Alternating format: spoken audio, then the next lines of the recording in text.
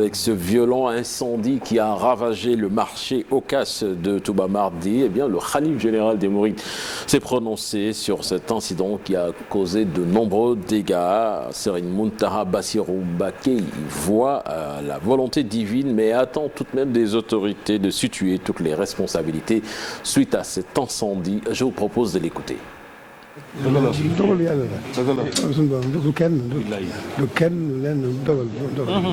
Ce qui s'est passé, c'est la volonté divine et personne d'autre. Peut-être qu'il y a beaucoup de pertes, mais Allah a le pouvoir de le remplacer par plus qu'il y en avait et mieux. Seul Allah sait ce qu'il fait, pourquoi il le fait et comment il le fait. Il est le maître de l'univers. Il faut qu'on sache qu'il nous connaît mieux que nous-mêmes et sait ce qui est bon pour nous. Avec espoir et en accord avec les autorités que vous êtes, nous allons essayer de trouver des solutions à ce drame.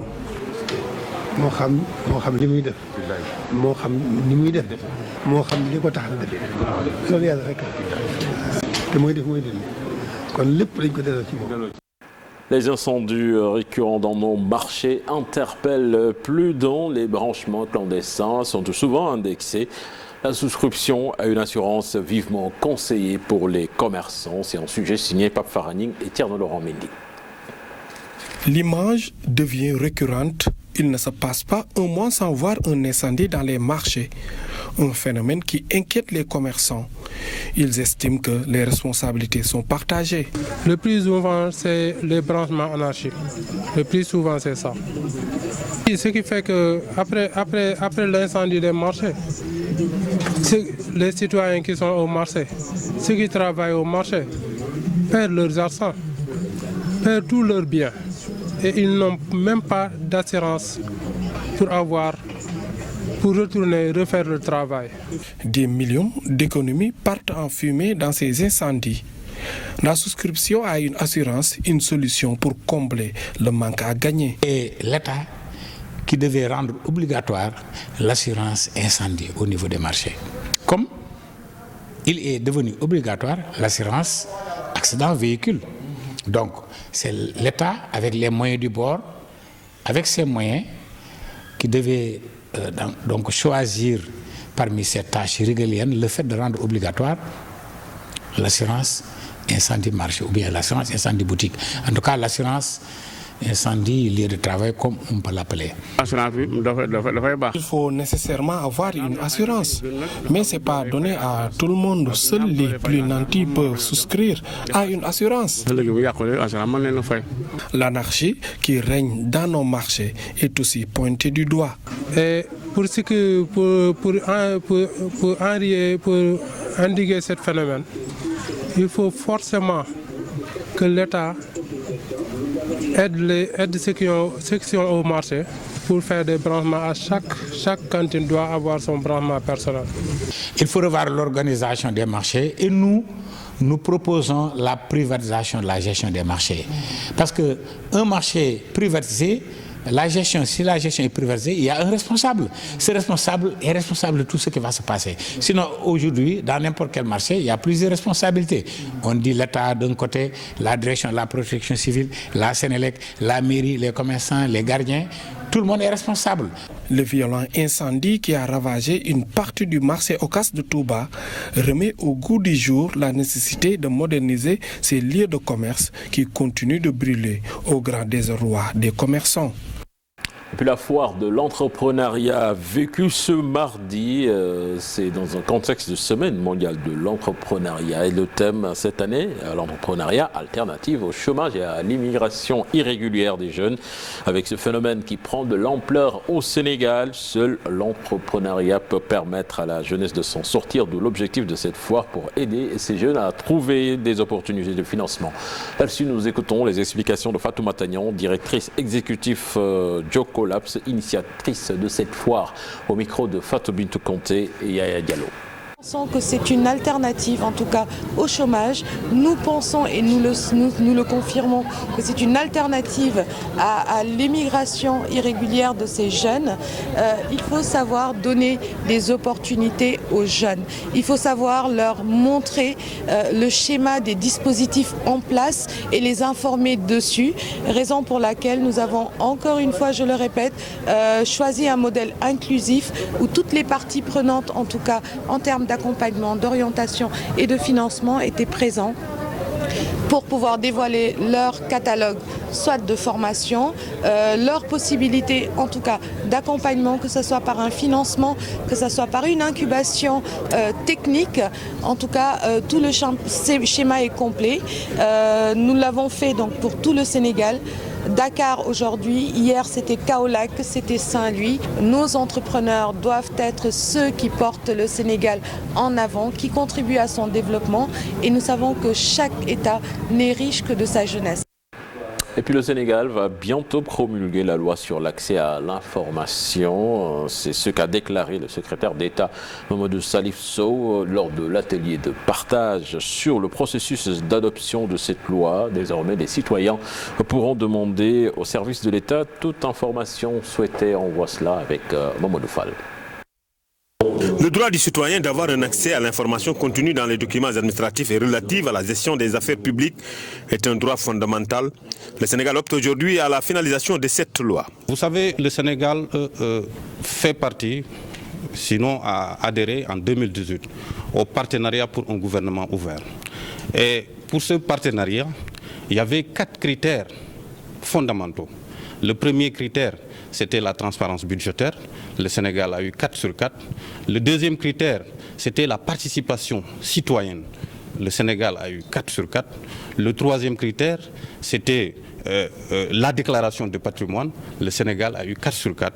Et le quatrième critère, qui est le critère de l'accès à l'information, où le Sénégal a eu 2 sur 4. Pourquoi ? Parce que tout simplement, la loi était dans le circuit administratif, mais n'a pas été adoptée, encore moins votée. Pays de bonne gouvernance, le Sénégal va impulser toutes les procédures pour en faire promulguer la loi sur l'accès à l'information. Il y a une première phase aujourd'hui, c'est-à-dire nous partageons le projet, les enjeux avec les administrations, comme je vous ai dit tout à l'heure, les administrations publiques et privées ayant une mission de service public. Il y aura un deuxième atelier qui sera dédié aux organisations de la société civile. Il y aura des observations, des recommandations et à partir de là, le projet sera transmis au niveau du secrétariat général du gouvernement et le secrétariat général du gouvernement transmettra le texte en Conseil des ministres pour adoption et nous allons nous occuper de la partie législative en s'adressant aux députés, aux honorables députés. La conformité de la législation sénégalaise aux conventions internationales, la légalité des citoyens devant la loi, le renforcement de la transparence dans la gestion des affaires publiques sont des enjeux liés à l'adoption de cette loi. Une loi qui permettra à tout citoyen de saisir les services de l'État pour une quelconque information. Et puis ce rapport Mo Ibrahim 2020 sur la bonne gouvernance qui place le Sénégal dans le top 10 africain. Entre autres résultats qui ont permis cela, la gestion de la pandémie du Covid-19 et les progrès visibles réalisés dans l'équité territoriale. L'actualité internationale à présent avec l'élection présidentielle au Burkina Faso, Mamadou Fall qui nous rejoint. D'ailleurs, bonjour Mamadou Fall. Bonjour cher Tidiane et bonjour Rassou et cher Vidia et chers amis téléspectateurs.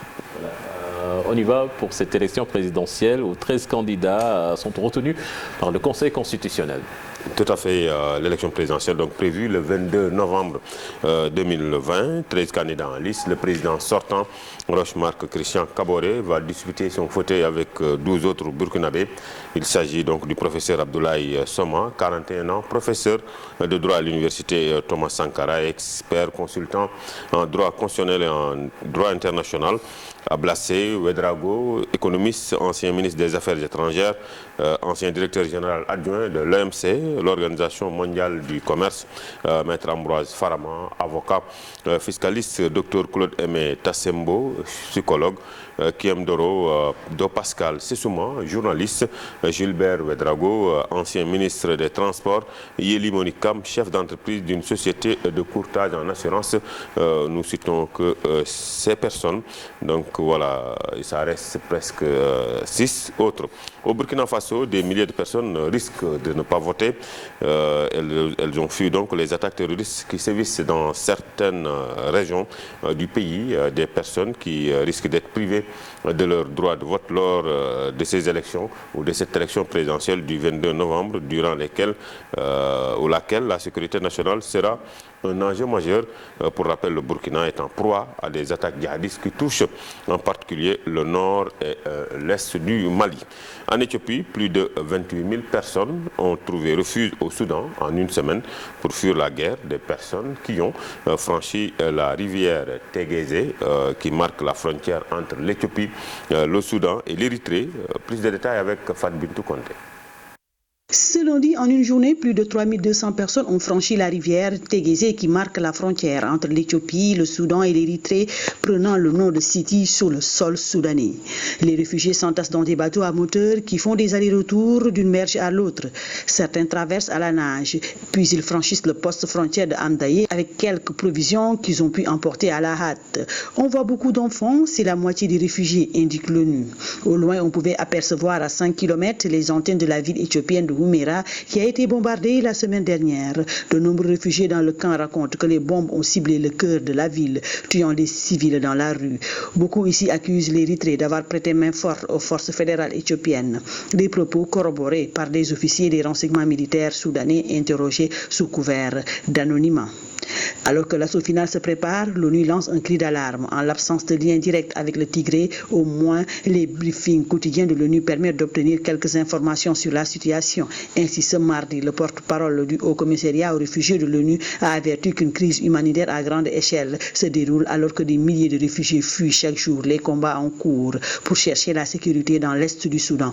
Un afflux sans précédent au cours des 2 dernières décennies dans cette partie du pays. Merci Fat Bintou Conté. En France, les forces de l'ordre ont procédé à Saint-Denis, donc au pied du Stade de France, au démantèlement d'un campement de migrants où vivaient plus de 2000 personnes. Cette opération d'évacuation a été dénoncée par les associations qui y voient un cycle sans fin et destructeur. Le laboratoire Moderna a annoncé que son vaccin contre la Covid-19 serait efficace à 94,5% selon une analyse intérimaire. Mais même si les tests aboutissent, l'Union européenne n'est pas donc sûre d'y accéder donc rapidement. Mais le patron de Moderna, Stéphane Bancel, met la pression sur cette institution. Près de 100 000 personnes se sont déclarées victimes d'abus sexuels chez les Boy Scouts of America entre février et ce lundi 16 novembre, date limite pour donc bénéficier d'un fonds d'indemnisation mis en place par la principale organisation des scoutisme des États-Unis. Le retrait de 2000 soldats américains en Afghanistan pourrait avoir un prix très élevé, avertit le secrétaire général de l'OTAN. Pour lui, si l'Alliance Atlantique quitte l'Afghanistan, cela doit se faire de manière coordonnée. Plus de détails avec Pafarini. Constitue un avertissement en bonne et due forme au président sortant. Jens Stoltenberg souligne que cela fait près de 20 ans que les troupes des pays de l'OTAN sont en Afghanistan et que l'Alliance y est allée pour soutenir les États-Unis après le 11 septembre. Sur les centaines de milliers d'hommes qui ont participé à ces missions, plus d'1 million d'entre eux ont payé le prix ultime de leur vie. Et plus de la moitié de quelques 12 000 soldats actuellement sur place sont des forces non américaines, des membres des armées alliées qui combattent aux côtés des troupes américaines. L'OTAN s'est engagée à soutenir les forces afghanes jusqu'en 2024, souligne James Stoltenberg. Et si elle part de manière précoce ou non coordonnée, l'Afghanistan risque de redevenir une base pour les terroristes internationaux. Et le groupe État islamique pourrait reconstruire en Afghanistan le califat de terreur qu'il a perdu en Syrie et en Irak. Depuis 4 ans, le secrétaire général de l'OTAN tente de maintenir l'unité de l'Alliance face au tiraillement causé par Donald Trump. Il a toutefois déjà facilité le président élu Joe Biden et on lui sent pousser des ailes dans l'attente de la prise de fonction du nouveau président américain. Afara, merci. Cheikh Tidiane Diop, c'est tout pour cette page internationale. Voilà, merci à vous, Mamadou Fall. Semaine, c'était là la première tasse actu de ce matin avec Aragon, qui est finalement venu, qui nous a présenté la page internationale. Apparemment, un peu mal réveillé, un peu fatigué. Le poids de la semaine. Ouais, mais en général, le mercredi est le jour le plus difficile. Hein. C'est le milieu de la semaine et puis quand on allie info du matin et reportage, des fois on est secoué quoi. C'est ça va venir avec le temps, Moudou Fall est encore très jeune. Il y a la fleur de l'âge.